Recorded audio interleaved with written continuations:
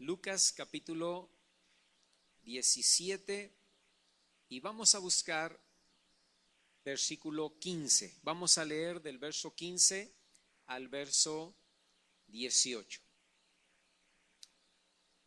Lucas 17, versículo 15 dice: Entonces uno de ellos, viendo que había sido sanado, volvió glorificando a Dios a gran voz y se postró en tierra a sus pies, dándole gracias. Y este era samaritano. Respondiendo Jesús dijo: ¿No son 10 los que fueron limpiados? ¿Y los 9 dónde están? No hubo quien volviese y diese gloria a Dios, sino este extranjero.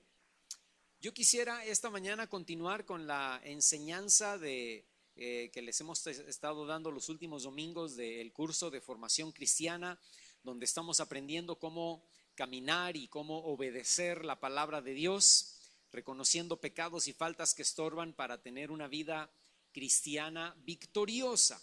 Y quiero darles el contexto de lo que nos está hablando aquí el Evangelio de Lucas. Lucas narra la historia de 10 leprosos que se acercaron a Jesús buscando sanidad. Y Jesús no los sana en ese momento, no los toca, no hace nada especial, solamente les dice, porque bueno, como eran leprosos, no se acercaron cerca de Jesús, ¿verdad? Se detuvieron lejos.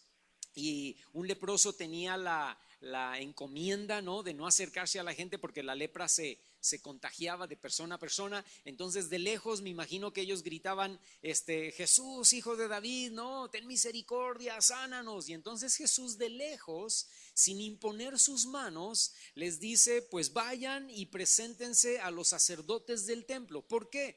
Porque según la ley, los sacerdotes eran los que debían revisar y debían declararlos sanos. Es decir, si alguien tenía lepra y pensaba que estaba ya sano o pensaba que estaba siendo sanado, venía con el sacerdote del templo, el sacerdote lo escultaba, ¿no? Lo veía y él decidía si verdaderamente está siendo sanado de lepra o si todavía sigues enfermo. Entonces Jesús les dice a estos 10 leprosos de lejos, les dice: pues vayan y preséntense con los sacerdotes del templo para que ellos los declaren sanos. Y cuando iban caminando hacia el templo, o sea, todavía no llegaban al templo, cuando iban en el camino, cada uno de ellos empezó a dar cuenta que la lepra había desaparecido en su totalidad. Y entonces pues ya no regresaron, ¿verdad? Solamente dice ahí Lucas que uno regresa para darle las gracias a Jesús, postrándose a sus pies. Dice que regresó gritando, ¿no? Ahí en el versículo, donde dice versículo 16 o versículo más bien 15, ¿no? Dice que volvió glorificando a Dios, dice la parte final del versículo 15, volvió glorificando a Dios a gran voz, o sea, regresó con grandes gritos, ¿no? Y hermano, no era para menos, la lepra era una enfermedad terrible, era una enfermedad dolorosa, era morir en vida, ¿no? No sé mucho acerca de la lepra, no soy médico, pero lo poquito que sé es que las células de tu cuerpo van muriendo y entonces esas células que se van muriendo se van pudriendo, ¿no? Y tú, se oye feo, pero tú te estás pudriendo en vida. Llega un momento en donde, por ejemplo, si la lepra te cae en el brazo o en la pierna, pues tú empiezas a dejar de sentir dolor, ¿no? Y empiezas a perder la sensibilidad y al rato pues la pierna o el brazo o la parte del cuerpo que tiene lepra se te va cayendo literalmente en pedazos. Aparte de otras muchas cosas, dicen que hay, por ejemplo, se te bloquean las articulaciones, ¿verdad? Las manos se te empiezan a engarrotar. O sea, es una enfermedad terrible.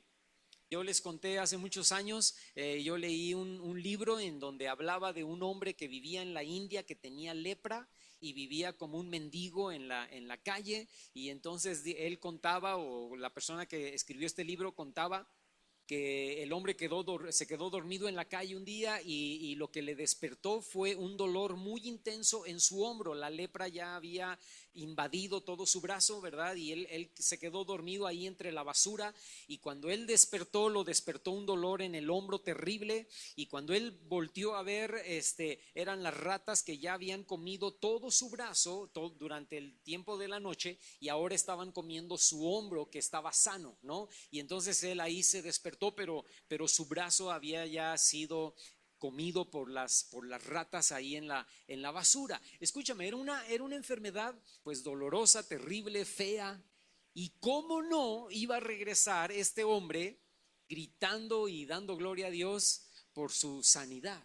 Y dice que se tira ahí a los pies del Señor, se postró, dice el versículo 16, postró su rostro en tierra a los pies de Jesús, ¿no? Y me imagino yo que estaba riéndose y llorando y con todos los sentimientos ahí a flor de piel. Ahora, el que regresó, según Lucas, dice que era samaritano. Y los otros 9, yo estoy convencido que eran judíos. ¿Por qué? Porque Jesús pregunta y dice, ¿solo este extranjero regresó a dar gloria a Dios? Fíjate, el que no debía regresar o el que estaba menos obligado a regresar, que era un samaritano, fue el que regresó. Los otros 9 que eran judíos, que estaban más obligados a regresar a darle la gloria a Dios, fueron los que ya no se aparecieron por ahí, ¿no? El samaritano mostró gratitud, mientras que los otros 9 mostraron su ingratitud hacia el favor recibido por el Señor. Y esta mañana yo quiero hablar acerca de esto, acerca de gratitud contra ingratitud. ¿Cuál sería la definición de gratitud? Gratitud, hermano, es un sentimiento de estima, un sentimiento de reconocimiento que se tiene hacia quienes nos han hecho un favor o hacia quienes nos han prestado un servicio por el cual deseamos corresponder. La gratitud es comunicar cosas buenas con palabras y acciones a quienes han beneficiado mi vida. Eso sería la definición básica de lo que sería gratitud. Lo contrario a la gratitud, pues obviamente es ingratitud, que sería despreciar y olvidar los beneficios que se han recibido. La verdad, hermano, es que nos gusta que se nos agradezca por lo que hacemos. A todos nos gusta que se nos dé una palmadita así en la espalda, ¿verdad? Y se nos diga, oye, qué bien te quedó esto, oye, qué rico te quedó la comida, oye, qué bueno que hiciste esto por mí, ¿verdad? O por nosotros. Muchas gracias. ¿A quién no le gusta, hermano? La persona que te diga, no, a mí no me importa, ¿verdad? Yo hago las cosas y no me interesa que me den. Esa persona te está mintiendo, porque a todos como seres humanos, ¿no? Lo que pasa es que hay unos que les afecta más y a otros que les afecta menos, ¿no? Hay unos que son jarritos de Pátzcuaro, ¿no? De barro, sí, jarritos de barro de Pátzcuaro, ¿no? O de donde sea. Y más rápidamente se quiebra, ¿no? Y, ay, no me dieron las gracias, y se rompen las vestiduras, ¿no? Y hay otros que sí les duele, pero no les duele tanto, ¿no? Entonces hay niveles, pero la verdad es que a todos nos gusta que se nos agradezca y nos duele mucho, a todos nos duele y nos decepciona la ingratitud. Que después de haber hecho algo por alguien, pues ni nos diga nada, ¿no? Ni siquiera un gracias. O sea, ya es lo menos es gracias por lo que hiciste. Ahora, la pregunta esta mañana es, ¿con quién debemos ser nosotros agradecidos? Pues la primera persona con la cual debemos nosotros agradecer es a Dios, ¿verdad? Nosotros necesitamos ser primeramente agradecidos con el Señor. Y luego, en segundo lugar, necesitamos ser agradecidos con los que nos rodean. Desde los que nos hacen muy pequeños detalles hasta los que nos han hecho un gran detalle, ¿verdad? Nos han hecho un gran favor, nos han sacado de una situación muy difícil, pues a esos también tenemos que agradecerles. Y podemos empezar, por ejemplo, con los familiares. Estoy hablando de cónyuge, ¿no? Estoy hablando de padres. Estoy hablando de ser agradecido con el esposo, con la esposa, con los papás. Estoy hablando de ser agradecido con los hijos. Escúchame, hermano, si tienes un hijo que no te da problema, un hijo que no se emborracha, un hijo que hace las cosas bien, que estudia y que sea agradecido con él, ¿verdad? Oye, hijo, gracias. Gracias porque no me das los dolores de cabeza que le da el vecinito a la pobre vecina y al pobre vecino que tenemos, ¿no? Gracias porque tú eres responsable, gracias porque igual a la esposa, oye, gracias por mantener la casa limpia o por ayudarme en el trabajo porque tú también estás yendo a trabajar, ¿no?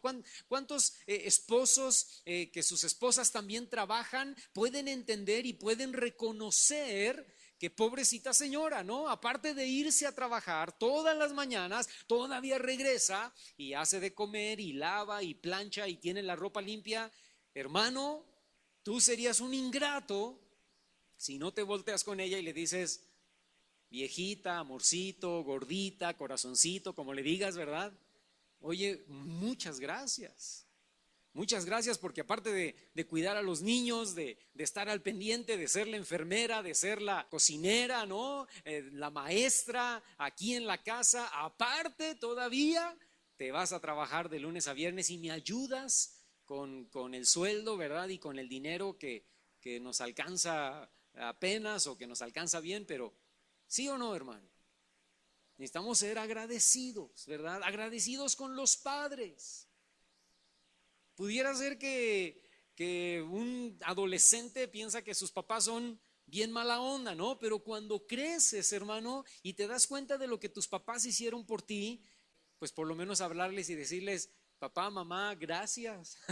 Gracias por lo que me dieron, gracias por lo que hicieron, gracias por cómo me educaron. A lo mejor con escasez, a lo mejor con situaciones ahí difíciles, pero gracias por lo que hicieron. No me acuerdo qué día estaba yo hablando con alguien aquí, ¿verdad? Y estábamos hablando de algo y dijimos, no, imagínate, algo estábamos diciendo, yo estaba comentando con alguien, le dije, yo le contesto así a mi papá y cachetadón, ¿no? Y me dice esta persona, pero eso nos ayudó. Eso nos ayudó, ¿verdad? El cachetadón, no permitir que nuestros padres les contestáramos como si fueran nuestros cuates o nuestros amigos, ¿verdad? Eso nos ayudó para la vida. Y yo dije, sí, es verdad. Gracias porque nos enseñaron a trabajar, gracias porque no nos dieron todo, gracias porque no nos otorgaron todo en bandeja de plata cuando se los pedíamos. ¿Cuántos padres tuvieron que no les daban todo lo que ustedes pedían? A ver, levanten su mano. Yo fui uno de esos, ¿verdad? ¡Qué bueno! Porque hoy en día, hermano, escúchame, los niños solamente truenan los dedos y el papá parece su esclavo y la mamá parece su sirvienta, ¿no? Y llegan corriendo, que tú quieras. Y no. A mí mi papá tenía una frase que se ha de acordar mi hermano Paco, que nos decía, ya veremos, dijo el ciego. Y ese ya veremos, dijo el ciego, era nunca te lo voy a comprar, ¿verdad?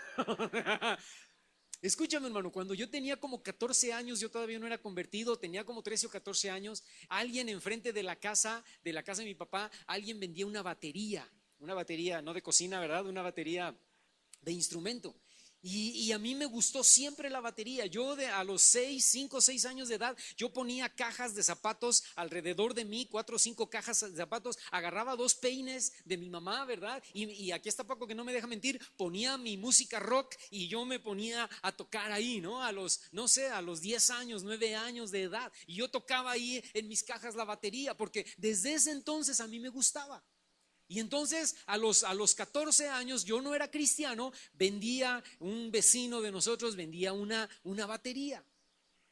Y mi papá, yo le estuve diciendo, a mi papá le estuve rogando, cómprame la batería. Y mi papá la fue a ver, dijo, a ver vecino, que usted vende una batería. Y la vio y todo y dijo, muy bien. Yo dije, ya la hice, ya me la compró. Mangos. No me compró nada. Salimos de ahí y le dije, ¿qué pasó, papá? Sí me lo vas a comprar. Y la daba bien barata porque le estaba rematando. Y le digo a mi papá, sí me lo vas a comprar. Y mi papá me dijo, ya veremos, dijo el cielo. Yo dije, pues ya. Pero escúchame, qué bueno que no me la compró. porque yo no era cristiano y estoy seguro que hubiera aprendido y estoy seguro que el primer grupo de rock me hubiera ido con ellos y yo no estaría predicando ahí, ¿verdad? Yo ahorita tendría mi pelo largo con una trencita de caballo y llegaría, ¿qué pasaba, verdad? Toda la raza, amor y paz, ¿no? Y además a lo mejor marihuana o alguna cosa así, ¿no? Pero gracias a Dios, hermano, mi papá no me compró esa batería. ¿Sabes cuándo me compró mi papá una batería? A los 19 años, más o menos 18, 19 años, que ya estábamos en la iglesia y dijo mi papá, ahora sí te la compro. Ahora sí te la compro porque ya sé para lo que la vas a usar, ¿verdad? Pero escúchame, hermano, no sé por qué estoy diciendo eso, pero hay que agradecer, ya me acordé, porque hay que agradecerle a los padres, ¿verdad? Hay que agradecer a los padres, hay que agradecer al cónyuge, hay que agradecer a los hijos, hay que agradecer a los hermanos en la carne que tenemos, hay que agradecer a nuestros abuelos lo que hicieron por nosotros. Si tu abuelo o tu abuela hizo algo bueno por ti, agradécelo. Estoy hablando de los familiares. Ahora, también podemos ser agradecidos con las personas de la congregación, los líderes y los hermanos en Cristo que han hecho algo por nosotros. Alguien dice, hermano, yo aquí en esta iglesia no tengo ningún hermano que ha hecho algo por mí. Sí, fíjate, tienes unos músicos que tú no lo sabes, pero yo te lo digo, vienen los sábados a las 10 de la mañana para ensayar y están aquí desde las 10 hasta las 12 del día, ensayando para ti. Bueno, es para el Señor, obviamente, ¿verdad? Pero para que cuando tú llegues, escuches su música y su canto angelical. Ellos dejan su casa, ellos se podían parar los sábados a las 10 de la mañana, pero ellos se tienen que parar temprano para estar aquí a las 10 y déjame decirte, y todos llegan puntuales a las 10 de la mañana, ¿verdad? Y usan 2 horas de su sábado de descanso para ensayar para el Señor y para ustedes, ¿no? Maestros de escuela dominical que emplean parte de su tiempo durante la semana para preparar una clase para tus hijos, ¿no? Hay una maestra ahí que le está ayudando ahora a Mireya a dar clase, que les hace unas cosas excelentes. Él otra vez les hizo un pulpo o no sé qué, con varias manos o no sé qué era, ¿verdad? Y Yavi salió diciendo, yo quiero, ¿verdad? Ándale pues, hija, y el próximo domingo te vas a ir a la clase de los niños, ¿verdad? Para que te den tu pulpo. Escúchame, hermano, gracias. Hay servidores que llegan aquí antes de que tú llegues los domingos en la mañana, que limpian los baños, que ven que estén ordenados, que limpian las sillas, que le dan una pequeña barridita y se van cuando tú ya te fuiste. Ellos todavía se quedan para ver si no hay nada ahí desarreglado y hay que agradecerles, ¿sí o no? Yo les doy las gracias, ¿verdad? A los músicos, a los servidores, a los maestros de niños, a los que están allá en la computadora, ¿no? A los que hacen algo en la iglesia, hermanos, de verdad, muchas gracias, porque déjame decirte, no tienen por qué hacerlo. No se les paga, no se les da un dinero extra a ellos, pero lo hacen por puro y mero amor. Les damos las gracias, ¿verdad que sí, hermano? Y fíjate, y de ahí, fíjate, primero tenemos que ser agradecidos con nuestros familiares. Bueno, primero con Dios dijimos, ¿verdad? Luego con nuestros familiares, luego con la gente de la iglesia y luego con todos los demás. Amigos, compañeros de trabajo, vecinos que nos han hecho algún bien. Hermano, es de cristianos demostrar gratitud. Yo te voy a pedir que vayas conmigo, el Salmo capítulo 103. Y fíjate lo que dice, vamos a ver versículos 1 y 2. Dice David, bendice alma mía a Jehová y bendiga todo mi ser su santo nombre. Fíjate, habla del alma y luego involucra a su ser, espíritu con E minúscula y carne, ¿no? Dice, bendice alma mía a Jehová, bendiga todo mi ser su santo nombre. Dice el verso 2, bendice alma mía a Jehová y no olvides, esa palabra es importante, no olvides ninguno de sus beneficios. Y pon una marca ahí en el Salmo 103 porque vamos a ir a otras citas más adelante, pero vamos a regresar de nuevo al Salmo 103. Hay dos cosas importantes que David declara en este pasaje del Salmo 103 que yo veo aquí. Número uno, David obliga a su alma y a todo su ser, carne y espíritu, a bendecir a Jehová. Ahora, la verdad es que debería ser un gozo alabar y bendecir al Señor. Pero hay veces, sobre todo cuando tenemos circunstancias difíciles, donde debemos obligar a nuestro ser, espíritu, alma y cuerpo, a alabar y a bendecir al Señor. Porque hay veces que no tenemos ganas de alabar, hay veces que no sentimos alabar, hay veces que los problemas o el nerviosismo o las circunstancias de la vida no nos motivan para alabar a Dios. Y David decía, no, a mí no me importa, ¿verdad? No me importa si mi alma, mi carne o mi espíritu tienen ganas, deseos o sienten alabar y bendecir al Señor. Yo le ordeno a mi alma, yo le ordeno a mi carne, yo le ordeno a mi espíritu que alabe al Señor. Yo obligo. Y a veces cuando venimos aquí necesitamos obligarnos, en algunas ocasiones, cuando venimos inspirados, motivados, pues no hay problema, ¿verdad? Uy, tú solito levantas las manos, danzas, brincas, aplaudes, gritas, amén. Pero cuando no vienes motivado por los problemas de la semana, por las circunstancias de la semana, tú necesitas obligarte y decirle a tu alma, a tu carne y a tu espíritu, vamos a alabar a Dios. Y necesitas levantar tus manos y cantar fuerte y echar gritos de júbilo y danzar, aunque no lo sientes, o aunque no quieres, o aunque no tienes deseos. Eso era lo que hacía David. Y la segunda cosa que hacía es que le ordena a todo su ser a no olvidar. Fíjate, primero se obligaba a alabar a Dios y segundo, se obligaba a no olvidar ninguno de los beneficios del Señor. Ahora, ¿por qué, hermano?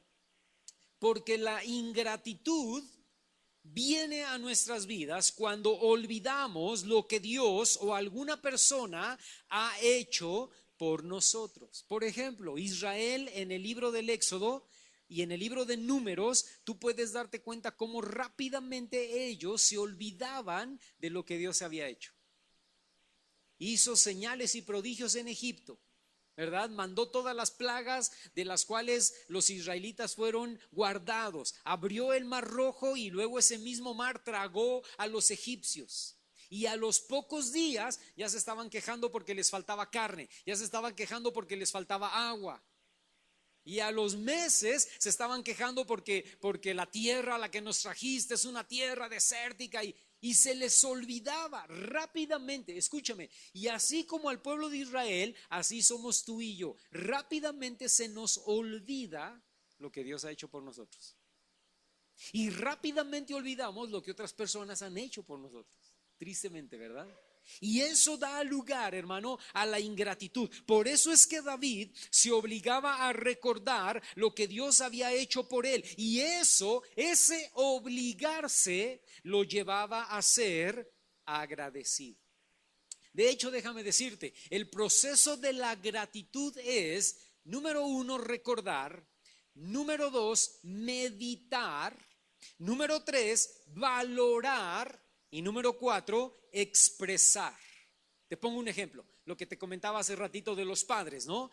Yo recuerdo cómo mi papá no nos dio todo. Yo recuerdo cómo mi papá o mi mamá, ¿verdad? Eran duros y estrictos conmigo. Lo medito y digo, wow, y qué bien me hicieron. Qué bien me hicieron ese ser estricto, ese ser duro, ese no darme todo lo que yo pedía.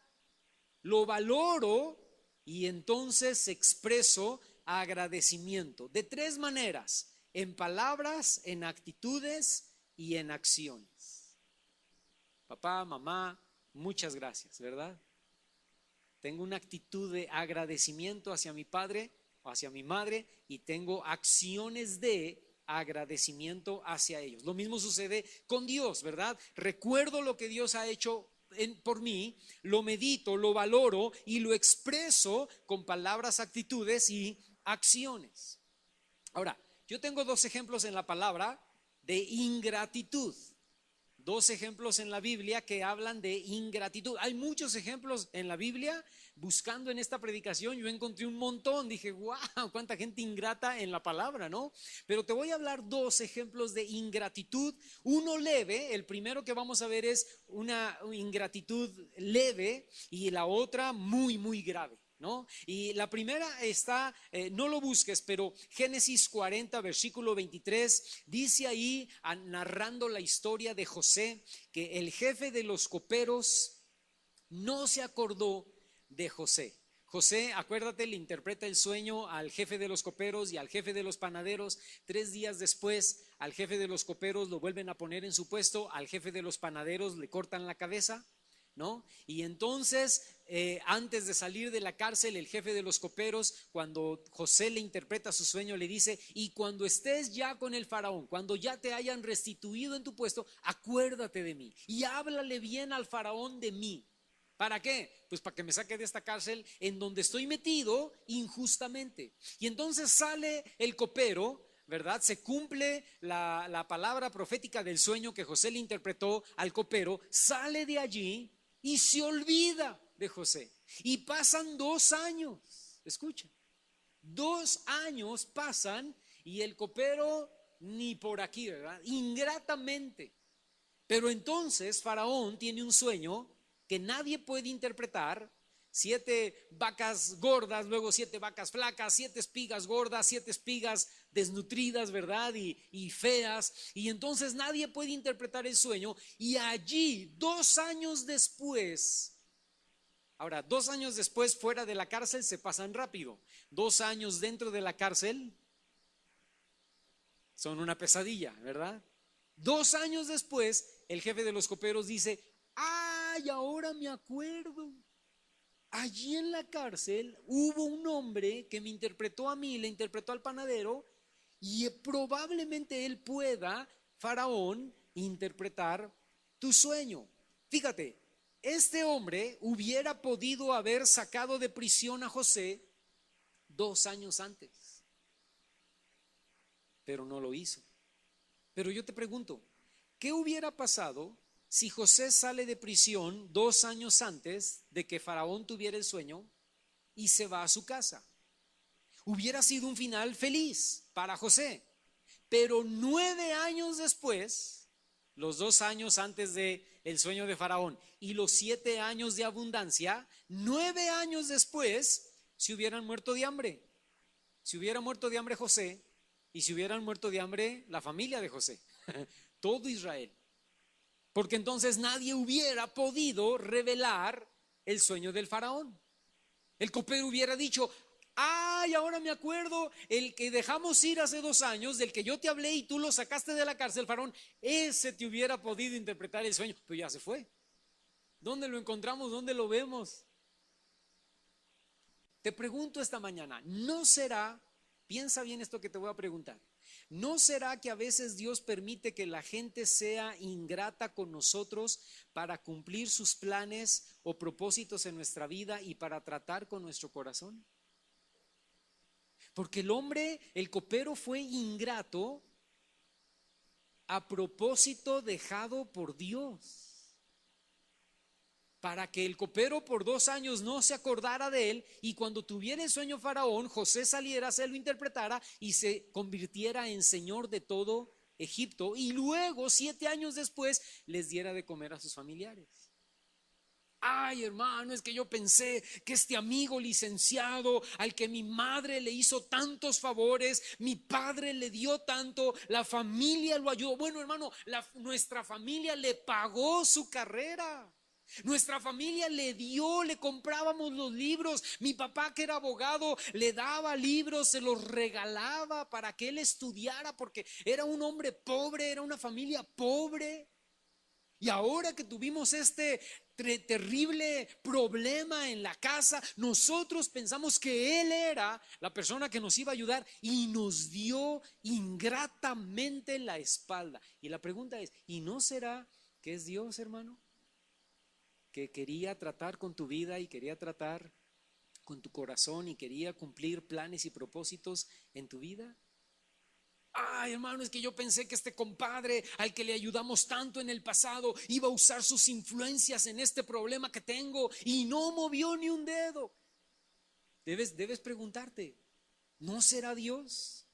Porque podemos hacer dos cosas con la ingratitud. Podemos amargarnos o podemos preguntarnos, ¿será Dios queriéndome enseñar algo? ¿Será Dios queriendo cumplir su plan en mi vida?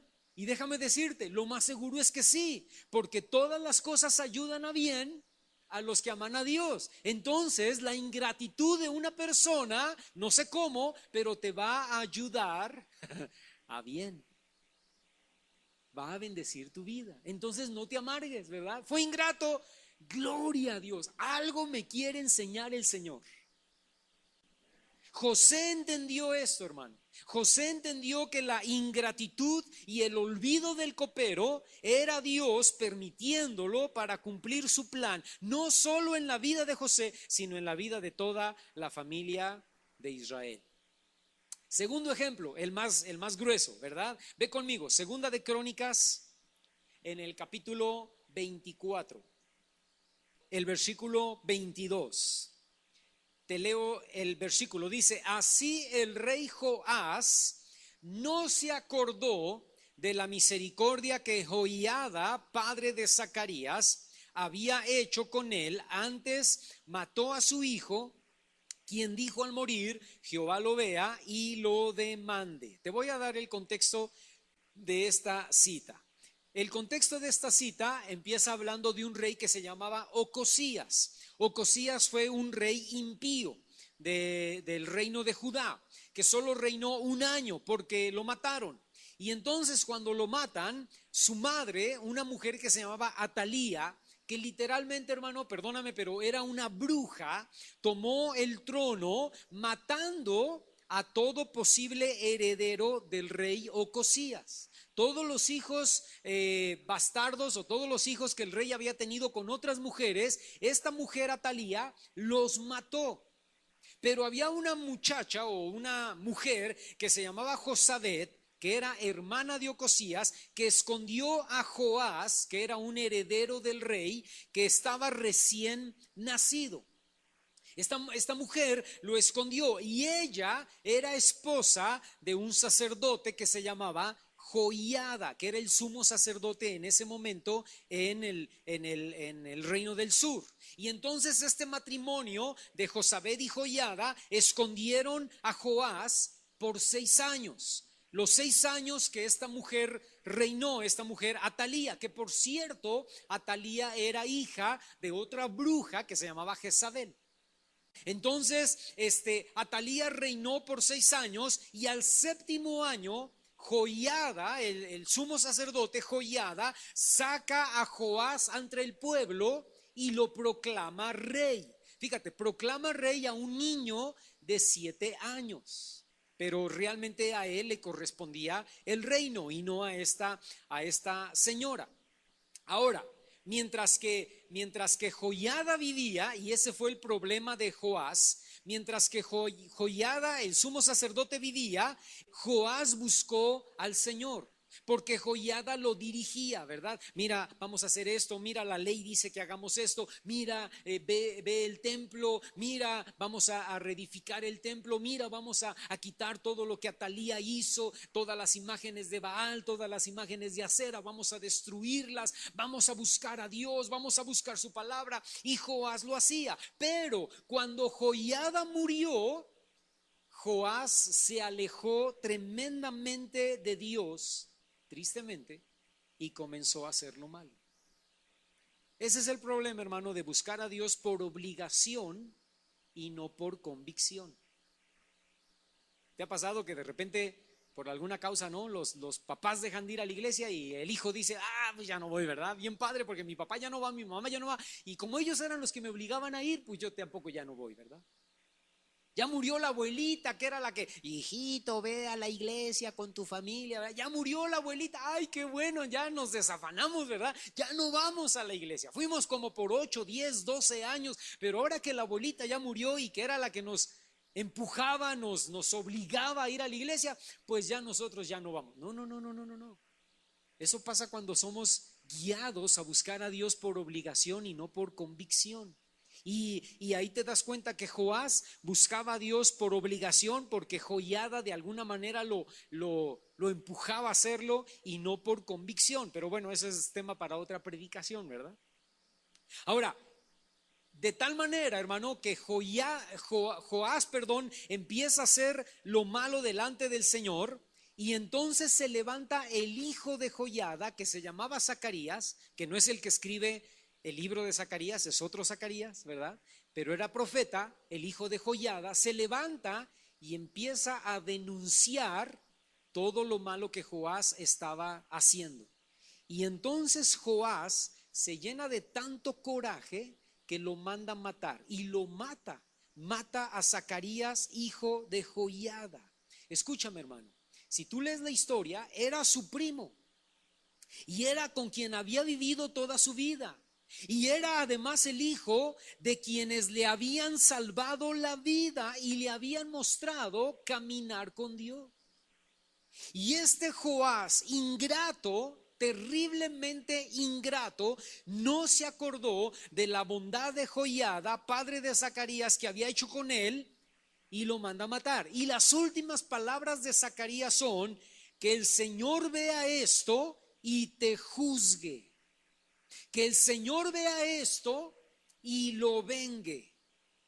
Segunda de Timoteo, no vayas ahí, pero segunda de Timoteo capítulo 3 versículo 2 dice que en los últimos tiempos habrá hombres y mujeres amadores de sí mismo e ingratos. Es decir, hombres y mujeres egoístas con mucha ingratitud en sus corazones. La ingratitud, hermano, es un pecado serio que debemos tomar muy en cuenta, porque en Proverbios capítulo 17 versículo 13, y te lo voy a leer en la Nueva Traducción Viviente, dice ahí: si pagas mal por bien, escucha, el mal nunca se irá de tu casa. Proverbios 17, 13. Si eres ingrato, escucha qué tan serio es esto, hermano. Si eres ingrato, si pagas mal por bien, el mal nunca se irá de tu casa. Es decir, que si somos ingratos, si pagamos mal por bien, atraemos maldición, no solo a nuestra vida, sino a nuestra casa, a nuestro matrimonio, a nuestra familia, a nuestros hijos, a nuestra descendencia. Y como dijo Zacarías, Dios nos va a juzgar por ello. Hermano, yo a mi mamá ni la veo, a mi papá ni lo veo, me caen gordos, los odio, ellos hicieron tantas cosas tan terribles con nosotros. Escúchame, pudiera ser que sí. Pudiera ser que sí abusaron, o yo no sé, o hicieron cosas, pero al final de cuentas son tus padres. Y tú necesitas estar agradecido. Y no sé, y tampoco entiendo, hermano, por qué me va tan mal. ¿Y por qué ningún negocio pega? ¿Y por qué mis hijos andan mal, hermano? Y mis negocios mal, y mi salud mal.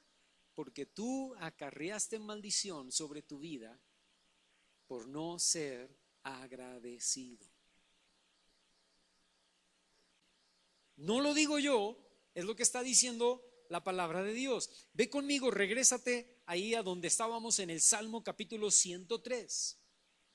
Y fíjate lo que dice ahora el versículo 3 y el versículo 5, del 3 al 5. Dice: Dios es quien perdona todas tus iniquidades, el que sana todas tus dolencias, el que rescata del hoyo tu vida, el que te corona de favores y misericordias, el que sacia de bien tu boca, de modo que te rejuvenezcas como el águila. Fíjate, David se obligaba a recordar que Dios era quien lo había perdonado, que Dios era quien lo había sanado, que Dios era quien lo había rescatado, etcétera, ¿verdad? Obligarse a sí mismo a bendecir, a recordar y a no olvidar todos los beneficios de Dios llevaba a David a ser agradecido y a tener una actitud de alabanza y de adoración al Señor.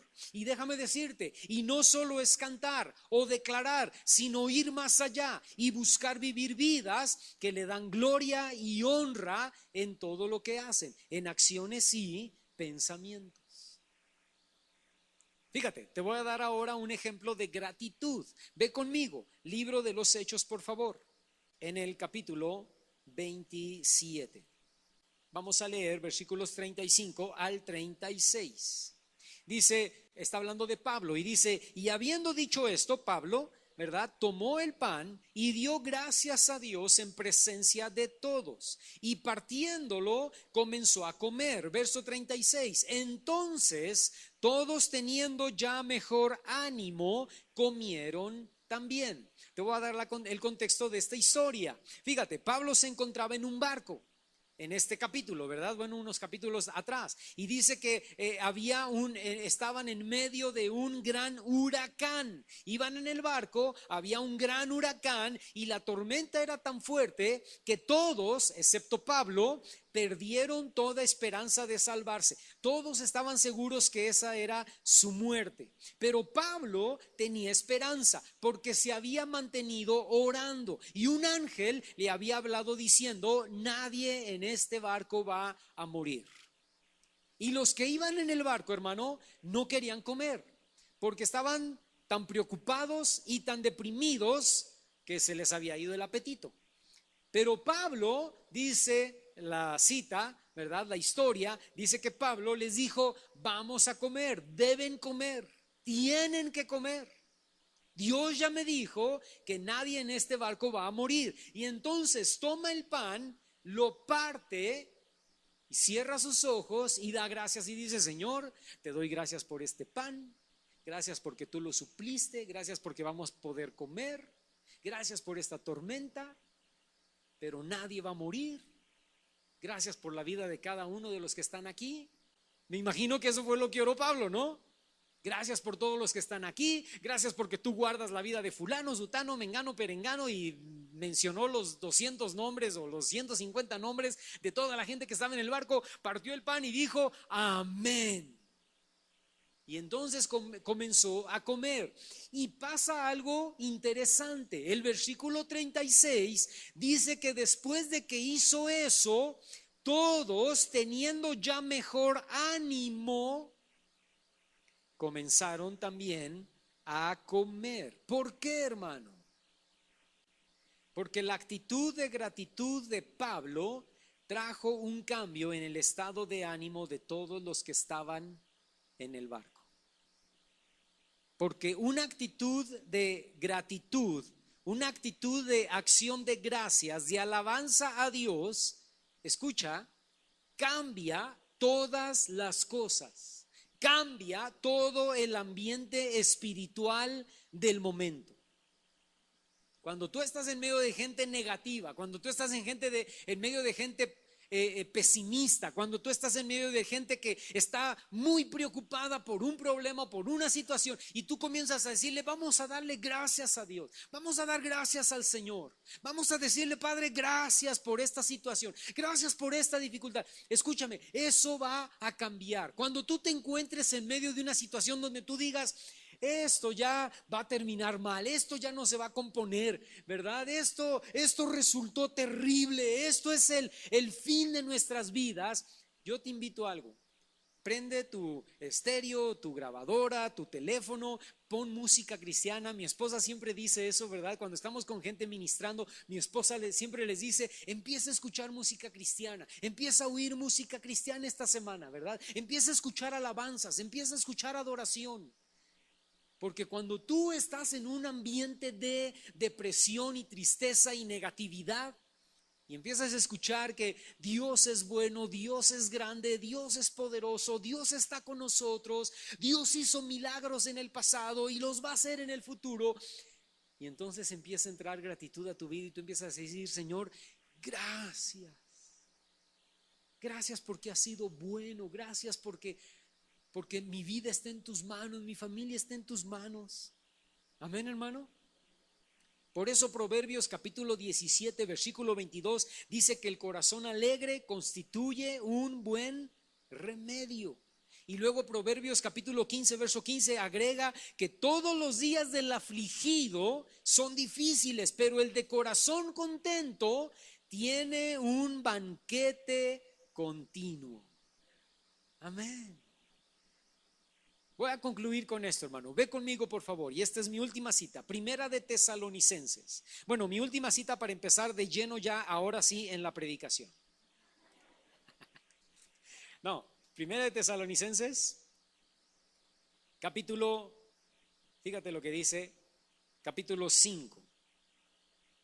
Y vamos a leer versículos 16 al 18. Ahora, te lo voy a leer en la Nueva Traducción Viviente. Fíjate, dice: estén siempre alegres. Verso 17, nunca dejen de orar. Verso 18, sean agradecidos en toda circunstancia, pues esta es la voluntad de Dios para con ustedes, los que pertenecen a Cristo Jesús. Fíjate, tres condiciones o tres cosas que debemos hacer. Número uno, estar siempre alegres. Número dos, nunca dejar de orar. Número tres, ser agradecidos en toda circunstancia. Pero la principal de estas tres acciones o de estas tres condiciones, ¿cuál crees tú que es? Para mí la principal es orar. Porque si no hay oración, pues no podemos ser agradecidos en toda circunstancia, mucho menos estar siempre gozosos. Si oramos, entonces vemos las cosas desde una perspectiva diferente. La oración, hermano, lo cambia todo. Y la oración nos lleva a entender que todas las cosas ayudan a bien a los que amamos a Dios. Y entonces, cuando lo vemos desde esa perspectiva, nos volvemos agradecidos y llega a nuestra vida gozo y alegría a pesar o independientemente de la circunstancia.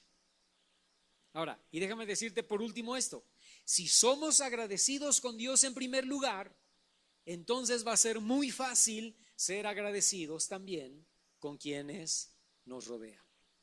Si somos agradecidos con Dios, Él va a cambiar nuestro corazón para, por encima de lo que tengamos en contra de las otras personas, vamos a poder también ser agradecidos a favor de nuestros padres, nuestro cónyuge, nuestros hijos, nuestros familiares, nuestros amigos o personas que han hecho algo por nosotros. Nos podemos poner de pie y podemos darle gracias a Dios por lo que Él ha hecho por nosotros. Podemos tomar un momentito esta mañana para decirle: Señor, te agradezco por esto, y agradécele a Dios por algo que hayas recibido esta semana o en estos meses o en estos años o en tu vida. Y empieza a agradecerle a Dios tú con tus propias palabras y dile: Padre, te agradezco por esto. Dale gracias a Dios por tus padres si aún están vivos, o aún si están muertos. Dale gracias a Dios por ellos, por lo que hicieron. Dale gracias a Dios por tu familia. Dale gracias a Dios por tus hijos. Dale gracias a Dios por la casa que tienes, por el carro que tienes, por el trabajo que tienes, por el dinero que tienes. Dale gracias a Dios por todo lo que Él ha hecho. Dale gracias a Dios por tu salvación, por el amor que Él ha mostrado a tu vida, por la misericordia, por la gracia que está sobre tu vida, porque Él hizo las paces contigo y tú hiciste las paces con Dios, porque tu vida fue cambiada, renovada, totalmente distinta a raíz de que le conociste. Dale gracias a Dios por eso. Dale gracias al Señor, porque, hermano, la verdad es que quién sabe dónde estaríamos tú y yo ahora si no hubiéramos conocido al Señor, o si nos hubiéramos tardado en conocerle. Dale gracias al Señor. Dile: Padre, gracias, Señor. Tomo este momento para darte gracias por este día que me dejas vivir. Te doy gracias, Señor, por todo lo que tengo, por todo lo que soy, por lo que tú me has dado, por la esposa que tengo, por el esposo que tengo, por los hijos que tengo. Te doy gracias, Señor, por mi casa, por mi trabajo, porque tú has suplido para mis necesidades. Te doy gracias, Señor, por porque estoy vivo, porque estoy bien, porque estoy sano. Y si estoy enfermo, dile, Señor, gracias porque estoy enfermo y porque tú puedes hacer un milagro y tú puedes obrar a favor de mi vida. Gracias, Señor. Te bendigo en esta mañana, Señor, te exalto. Y declaro que tú eres bueno, Señor, y que no hay nadie como tú. Y ahora yo te voy a pedir, ahí en tu oración, dale gracias al Señor por tu esposa, por tu esposo, por tus hijos, pero menciona las cosas por las cuales estás agradecido con él, con ella o con tus hijos que tienes. Menciona lo que debas mencionar. Dile, Señor, gracias porque mis hijos son estudiosos, o porque no me dan problemas en la escuela, o porque son personas responsables, o te doy gracias por mi esposa, porque tiene la casa en orden, porque es una buena mujer, Señor, porque me atiende a mis hijos, porque hace las cosas bien, Señor. Te doy gracias por su vida, porque tú me tratas a través de ella, tú me corriges, me enseñas, me muestras tu voluntad a través de su vida, a través de la vida de mi marido. Gracias porque trabaja, gracias porque es responsable, gracias porque trae dinero a la casa, gracias porque se ocupa de mí, de mi hijo, de mi hija, Señor. Gracias, Padre, porque es un hombre bueno, es un hombre que me ama, Señor. Dale gracias a Dios, hermano. Dale gracias al Señor por lo que tienes. Dale gracias al Señor por lo que no tienes. Levanta una oración de gratitud en esta mañana. Y dile al Señor, Señor, perdóname si he sido ingrato con alguien o si he sido ingrato contigo en el pasado. Perdóname si no he dado las gracias a alguien o a ti, Señor, en el pasado. Perdóname si me he quejado, si he tenido un espíritu de queja más que de gratitud. Perdóname, Señor. Y te pido que a partir de hoy tú me enseñes a ser agradecido. Que a partir de hoy tú me enseñes a tener un corazón de gratitud por cada pequeña cosa en mi vida. Que tú me enseñes a tener un corazón de gratitud hacia ti primeramente y hacia las personas que me rodean. En el nombre de Cristo Jesús te lo pedimos en esta mañana, Señor.